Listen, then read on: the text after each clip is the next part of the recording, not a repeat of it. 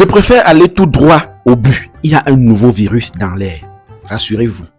Eh bien, de ce qu'on voit sur cette photo, c'est un petit bateau rouge qui est collé à la coque du MV Ondus, ce gros bateau de croisière sur lequel sévit cette épidémie d'hantavirus. Mais ce qui est un petit peu plus inquiétant sur cette photo, c'est le personnel médical que l'on voit sur ce bateau, un personnel médical masqué, protégé, en blouse bleue. Là encore, ça fait effectivement appel à des choses dont on avait l'habitude de parler il y a quelques années et puis qu'on a préféré oublier. Il va peut-être falloir reprendre un petit peu tout ce vocabulaire. Ces personnels sanitaires qui ont évacué en fait du MV Ondus 3 personnes suspectées d'avoir été contaminées par l'hantavirus. Ils les ont ensuite emmenés vers un aéroport capverdien où ils ont pu être rapatriés aux Pays-Bas. Pour l'instant, on en est à 8 cas, dont 3 confirmés contaminés donc à l'hantavirus. Aujourd'hui, nous allons parler d'un virus dont beaucoup de personnes entendent le nom sans réellement comprendre à quel point il peut être dangereux. Le hantavirus. Un virus discret, peu médiatisé comparé à d'autres grandes crises sanitaires, mais capable de provoquer des grandes formes de maladies extrêmement mortelles chez les êtres humains. Je suis Évariste Faupoussi, votre chroniqueur autodidacte, et dans cette vidéo, nous allons comprendre ensemble ce qu'est le hantavirus, son origine, comment il se transmet, quels sont les risques réels pour les populations, les pays déjà concernés, et surtout, une grande question que beaucoup d'Africains se posent aujourd'hui. Est-ce que l'Afrique est menacée? Point d'interrogation. Prenez quelques secondes maintenant pour vous abonner d'abord, activez la cloche de notification et partagez cette vidéo autour de vous parce que l'information sanitaire peut littéralement changer des vies. Le hantavirus n'est pas un nouveau virus apparu récemment. En réalité, il existe depuis très longtemps dans plusieurs régions du monde. Son nom vient de la rivière Hantan, située en Corée, où des chercheurs ont identifié certaines formes du virus après des infections observées chez les soldats pendant la guerre de Corée. Mais ce qu'il faut comprendre, c'est que le hantavirus n'est pas un seul virus unique. C'est une famille de virus transportés principalement par certains rongeurs sauvages, rats, souris, mulots et autres petits mammifères. Et c'est là que le danger commence.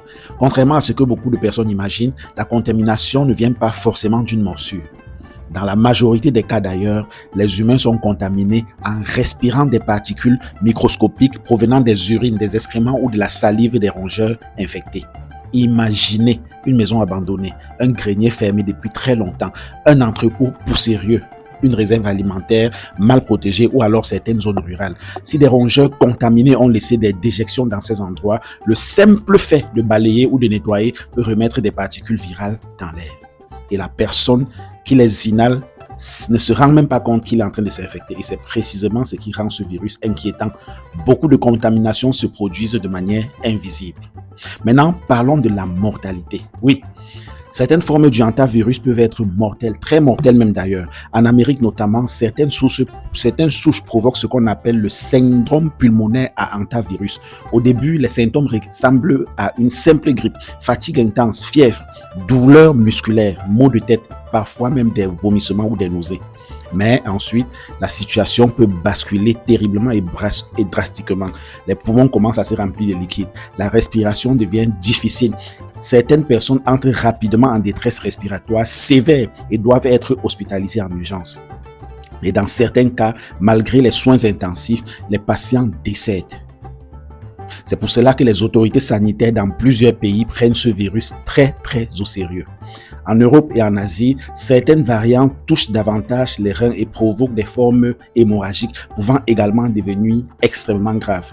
Le plus important d'ailleurs à retenir ici, c'est que le d'ailleurs dépend énormément du type de hantavirus, de la rapidité de prise en charge et surtout du niveau de préparation du système de santé du pays concerné dont l'Afrique est foutue. Maintenant, une question essentielle. Quels pays sont les gens concernés? Point d'interrogation. Vous voulez le savoir? Le hantavirus a déjà été identifié dans plusieurs régions du monde. On retrouve des cas aux États-Unis, au Canada, dans plusieurs pays d'Amérique latine, par exemple comme l'Argentine, le Chili, mais aussi en Chine, en Corée, en Russie et dans certaines parties de l'Europe. Il n'y a pas encore l'Afrique, n'est-ce pas? Certaines régions rurales ou forestières sont particulièrement surveillées parce que les populations de rongeurs y sont très importantes. Ce qu'il faut comprendre, c'est que la présence du virus dépend énormément des espèces de rongeurs locales. Chaque région du monde possède ses propres réservoirs animaux et cela nous amène maintenant à la grande question africaine. L'Afrique est-elle concernée? Point d'interrogation. L'Afrique est potentiellement concernée. Donc la réponse est oui, même si le niveau de variance reste très variable selon les pays. Les scientifiques ont déjà identifié des traces d'hantavirus ou de virus proches chez certains rongeurs africains dans notre continent. Cela signifie que le risque existe vraiment. Mais en Afrique, c'est la faiblesse du système de détection. Dans plusieurs pays africains, beaucoup de maladies virales passent sous les radars parce que les capacités de diagnostic sont très limitées. Certaines infections peuvent être confondues avec le paludisme, pneumonie grave ou d'autres fièvres. Autrement dit, l'absence de chiffres élevés ne signifie pas forcément l'absence totale du risque. Et avec l'urbanisation rapide, les problèmes d'assainissement, la proximité entre certaines populations et les rongeurs, ainsi que les changements climatiques, plusieurs experts considèrent que l'Afrique devra renforcer considérablement sa surveillance sanitaire dans les années à venir.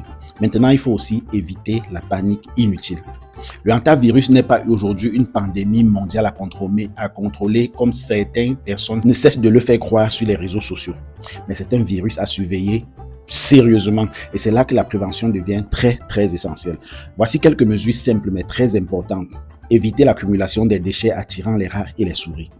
En Afrique, c'est compliqué. Protéger les réserves alimentaires, aérer les lieux fermés avant nettoyage, porter des gants et un masque lorsqu'on nettoie des endroits infectés. Éviter de balayer à sec les excréments de rongeurs. Désinfecter avant de nettoyer. Ce sont parfois des gestes simples qui empêchent des contaminations graves. Et au-delà de hantavirus, cette situation rappelle une réalité importante. Le monde moderne reste extrêmement vulnérable aux maladies qui passent des animaux aux humains. Nous vivons dans un monde où les déplacements sont rapides, où les villes grandissent très vite, où certains systèmes sanitaires restent fragiles et où un virus local peut devenir une inquiétude internationale en quelques jours. C'est pour cela que l'information sérieuse est essentielle, pas la peur, pas les rumeurs, pas les théories extrêmes, mais la compréhension, la prévention et la vigilance. Dites-moi maintenant dans les commentaires, est-ce que vous pensez que les pays africains sont suffisamment préparés face aux nouvelles menaces sanitaires mondiales? Point d'interrogation. Et surtout, de quel pays me regardez-vous dès aujourd'hui? Mettez le drapeau de votre pays. N'oubliez pas de vous abonner, de liker massivement cette vidéo et de la partager auprès de vous parce qu'une population bien informée est une population plus forte. Je suis Évariste Fokoussi. Ici, je suis chroniqueur, mais dans une autre vie, je suis avec un autre visage. Retiens ceci, tu tomberas sûrement dans mon autre vie. Mais si ça se fait, rassure-toi, tu seras toujours au centre. En attendant, on va se dire à très bientôt pour une nouvelle analyse. Peace.